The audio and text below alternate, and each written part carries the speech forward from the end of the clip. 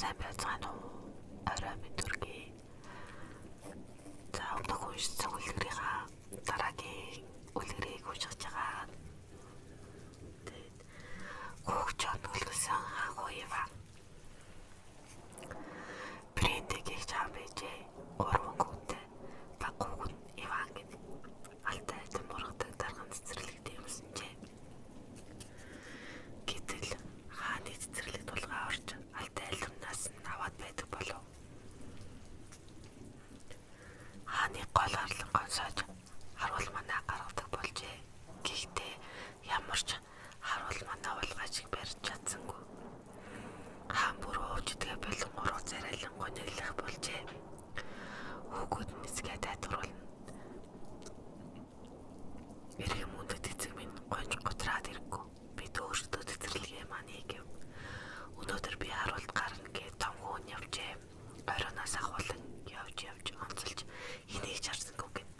Шүн дундын үед зөөлөн өвсөн дээр хөвдөөд зөрмөглөө унтаж оноо гэн. Өглөө наан эцэг асуув. За эцгээгээ баярлуулах үг хэлгүү эдтэй уулгачийг харвуу гэдэл. Эцэг минь харнууд хамигсангүй шүнжэнгээ харуултлаа. Харин хэнийг чарсангүй. Дараа шөнө дунд хүн мананд гараад бас л шүнжэнгөө унтаж байгаа өглөө эцэгтэй юу ч хэнийг чарсангүй гэж хэлжээ. Багуугийн мананд гараа хэлж болов. Иван эцгийн цэцэрлэгт ороод нэвтэх бүхий л сууж чадахгүй зогсон харуултав. Нойр нь хүрээд байвал өвсний шүүдрээр нүрээ угааж хаадал зогсож байв гин. Шүн дундаас хойш гинэс цэцэрлэгт гэрэлттэй гэгээтэй болоод ирлээ гин. Улан болмаар гэгээтэй болж байснаа бүр өдөр мэд болов гин. Тэгтэл нэг модон дээр галт шувуу сууж алтан алим тушиг Иван харав. Иван мод руу бүлгэн гэтэн очиж гал шууны үд сүлнээс шүүрэн авлаа. Гал шувуу ухасгийн нисэн одод Иваны гарт нэг өд үлдлээ. Өглөө нь Иван эцэг дээрээ ирэхэд эцэг нь за Иван гэмтээ болгаач харвуу гэхэд Иван үндэт эцэг минь барьж авч чадсангүй.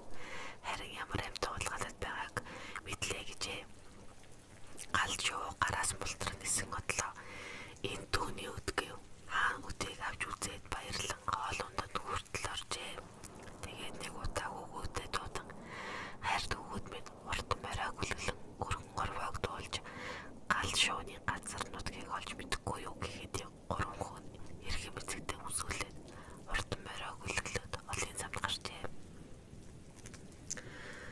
Гуруулаа 3 өрсөлийг барин яв гин уцооны халан өдөр байв. Иван явж ядраад морноос амбон моройч өдрөлн тавьжгаад өөр газар хөвтө унтаад өгчээ.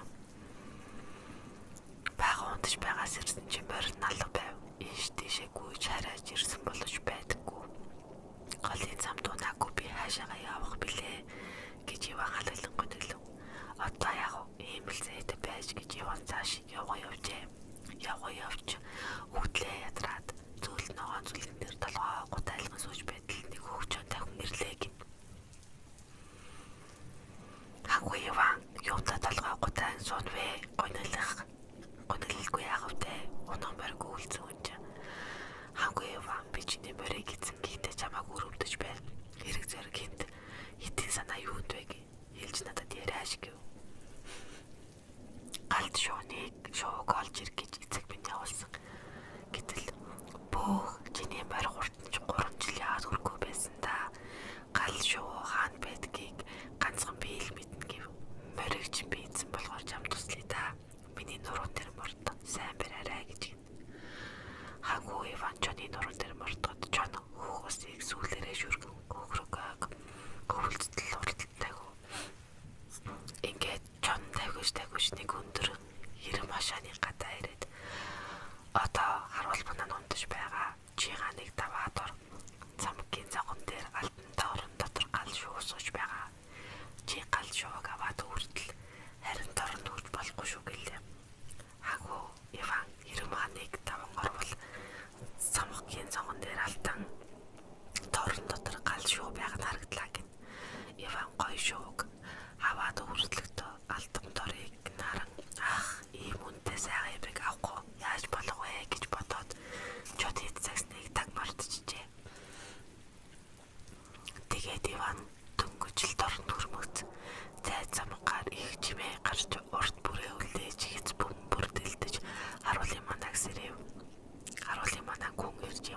барьж аван хаан афронд авчиж өглөө.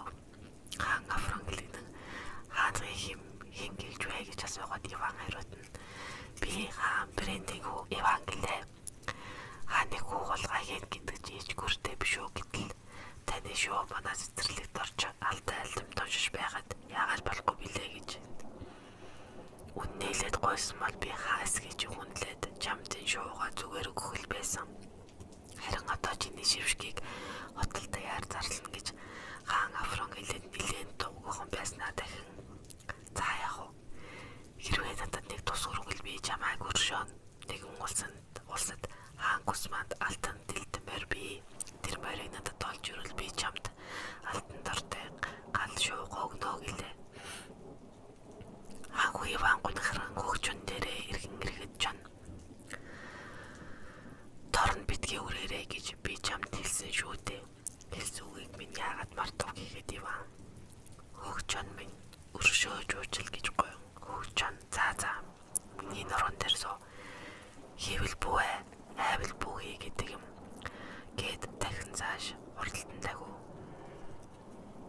Тэгээд алтан дэлтмөрний байгаа хэрэм машааны гадаа ирээд харуул манаа нундаж байгаа. Хан тургыг нь даваатур жүжээнд байгаа морийг нь авахтаа хазаард нь битгий үрээрээ гэв. Хагу Иван хэрэм ханыг даван оруулан харуул манаанууд нь зүм мундаж байлаа.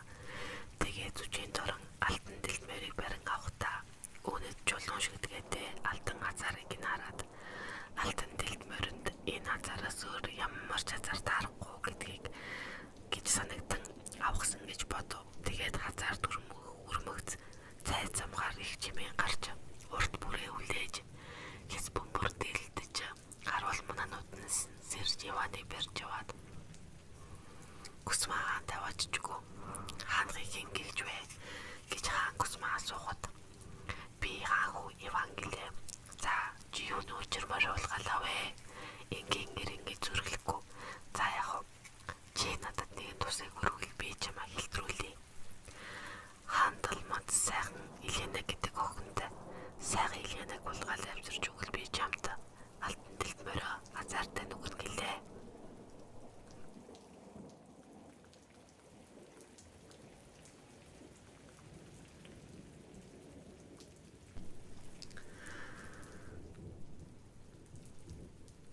Хагу Иван улам их гонхран хөгжөн дээр ирэв.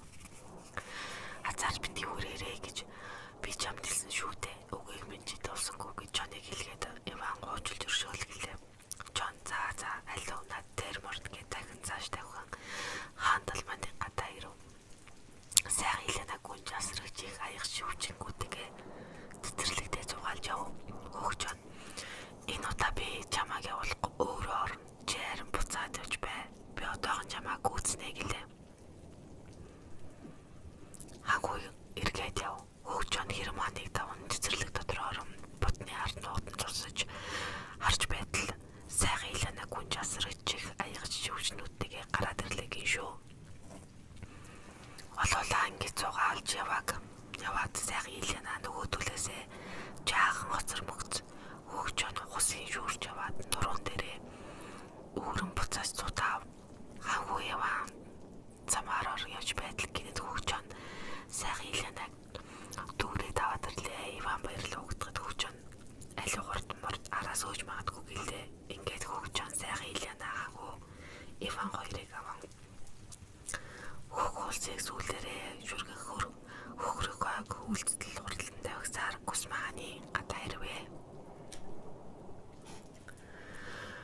Хөгжөн Хагу Иван яа гонхран гониглаа вэ гэхэд Иван яаж гонихгүй байх юм бэ? Ийм үү сайхан үзэсгэлэн гоогныг мороор яаж солих юм бэ гэжээ. Тэгэхэд хөгжөн сайхан Иленаг би чамаас салгахгүй хааны газар нуучих. Би сайхан Илена болоод хувирна. Чи намайг хаан таваач гэлээ. Тэгээд тэр хоёр сайхан Иленаг ой нэгэн байж нуугаад хөгжөн нэг тонгорон сайхан Иленатай яг адилхан болон хувирг. Иван түүнийг хаан Гусманд авчиж өгöd хаан ихэд баярлав. Чи надад сайхан ихнэр авчирч өглөө. Алтан дэлтмөрийг хазаартай авах гэдэг үү? алтан дэлд морио унаад сайхан Илянаг нуусан газраас аван урдаа сундан цааш явлаа. Хангус маяг найр орим өдөрчээгээд оройн сайхан Илянаг амрах өргөөнд оруулжээ. Тэгээд өнгөж ороод орон доор хөвтөл сайхан Илянагийн оронд Жоны хожоор харагдаад үгтлэн орноосоо үсрэн өнөв. Хөгж онч цугтоодлоо. Хөгж он ханхуг гүйцэж ирээд за яагаад бодол болвэ гэж асуухад Иван бодол бололгүй яах вэ? Ийм сайхан эрдэнэ металтан дэлд морио гал шуун шуугаар солино гэх нь яас харамсалтай вэ гэв. Хөгж он за чи битгий гунгаар би чам туслана гэдэг явсаар Афрон хааны гадаа ирэв. Хөгж он энэ морио сайхан Илена хоёроо чи нуучих би алтан дэлд морио болон хувирээ чи намайг хөдлөө таандаа байж ч үгэлээ.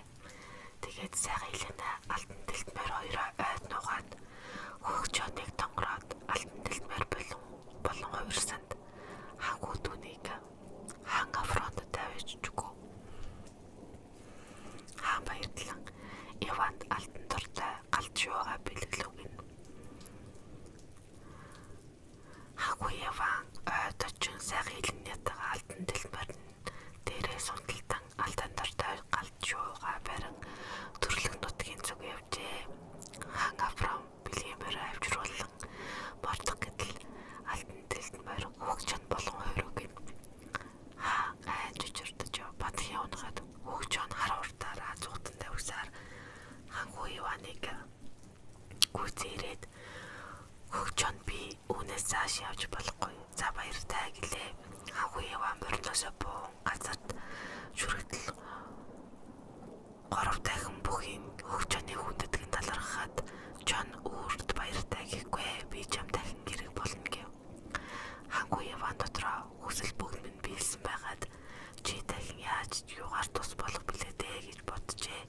Гэтэл сайхан Иленатайгаа алтан дортой галт шуугаа барьсаар алтан дэлд морио унаан цааш явсаар төрсөн нутагтаа орж ирээд амаргаар шийдэж нэг газар буун байсан жаахан талгаан хувааж идээд булгийн ус уугаад идэж байжээ. Хангуу Иваныг дөнгөж удмагт галт шууг эрен өөр газраар явж гар хоосон буцаж явсаахан нартай харилдан хурж ирээд Иван бүх юмыг олж авсан байхыг нь хараад Иваныг алдаад хамаг юмыг авъя гэж тохиролцож гин. Тэгээд Иваныг алж ичгаад алтан дорт гал шууг нь аван алтан дэлд морин дээр сайхан Иленаг бүжиг суулгаа авч явжээ. Гэрт очоод юуж битгий хэлгээ сайхан Иленаг айлган сүрдүүлж гин. Хангуу Иваны хүрэн дээр хэрэг шууд эргэлдэнэс нь гин. Гэтэл хаанаас ч юм бэ хөгж он тавхин ирж ихүү хоёр хэрэг зууран барьж аваад хэрэг чи нисэн явж бэлгийн ус бүхийн усыг олж ир тэгвэл энэ баг хэрэг чинь солон тавина гэлээ. Том хэрэг өөр арга байхгүй тул нисэн явж бэлгийн ус бүхийн ус олж ирв. Хөгж он хангуу Иваны чагаыг бэлгийн усаар шүршгээд шархнаа нээдгэрв. Дараа нь бүхийн усаар шүршүүл амь орон сэргэв. Хангуу Иван би яасан бүхэнд ба гэтэл Жон чих бүхэн цаа ирээ би ирээгүй бол сэрэгжгүй байсан. Төрсөн ахнар чинь нэрээд чамайг алж олцомгийн чинь бүгдийг нь аваад явчихсан аль гуртлээ над дээр морд гэж хөгж он хэллээ. Тэгээд хангуу Иван хөгж он хоёр хурдлан тавьсаар ах нарыг гүйцэж очив. Хөгж он хоёр ахыг нь барьж аван хитэд тас хэсэг тасдан алж талхтойгоор таран устгав. Хангуу Иван хөгж оныг хүндэтгэн талархаж салах ёс гүйцэтгээд алтан дэлд морио унан гэртээ буцан иржээ. Хаан хавтаа алтан дортой галт шуу өөртөө сайхан Иленагийн гэж авчирчээ. Хаан Брэндэ баярлан хүүгээсээ аян замын тухай асуухад Иван хөгж он түүнд яаж тусласан унтаж байхад нь ах нар нь яаж алсан дараа нь ах нарыг нь хөгж он алж тасцсан тухай зүмийг нь ярьж гин. Брэндэ хаан гашуудан байснаа удалгүй тайлгарчээ. яван сайхан Элинатайгаа гэрлэн исэн энд их амар жаргажээ.